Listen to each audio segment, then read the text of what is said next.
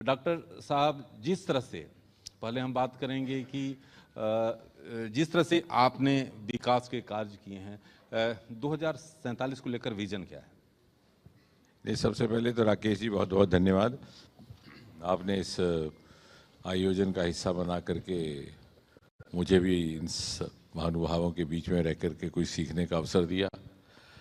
और जहाँ तक संबंध है सन 2047 के, जो आपने एक स्पेसिफिक बात पूछी है, तो जैसा कि हम सब जानते हैं कि 2047 के साल का बहुत बड़ा महत्व और अहमियत ये होने वाली है कि उस साल में भारत अपनी आज़ादी की 100वीं सालगिरह मनाएगा और निश्चय ही सारा विश्व उस समय आकलन करेगा कि हमारे 100 वर्ष की यात्रा कैसी रही, हमने क्या हासिल किया, क्या हासिल कर सकते थे, क्या हासिल हो सकता था, क्या और हो सकता था, उसको लेकर के क्या हमारे लक्ष्य रहेंगे और किस मकाम पर या किस पड़ाव पर पहुंचने का हमने अपने लिए लक्ष्य निर्धारित किया, ये संकल्प रखा, उसकी बात तो होती है, उसकी भी बात करेंगे। लेकिन सबसे पहले मैं चाहूँगा, जो शायद अक्सर जिक्र नहीं होता, कि आज़ादी के समय में जब हिंदुस्तान को आज़ादी हासिल हुई तो उस वक्त दुनिया का नज़रिया हमारे बारे में क्या था।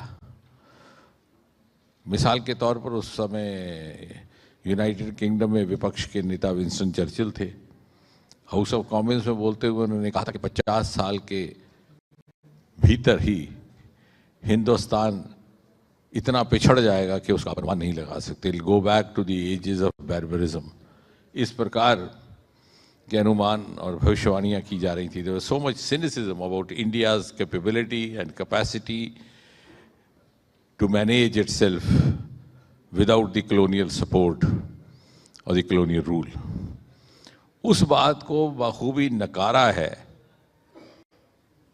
इस देश की सभ्यता ने, इसकी तहजीब ने। वो सबसे बड़ी उपलब्धि है। और उपमहाद्वीप से जो दूसरे देश बने थे, चाहे वो पाकिस्तान था, चाहे उसके बाद बांग्लादेश थे, उसका क्या हश्र हुआ मुझे कहने की आवश्यकता नहीं।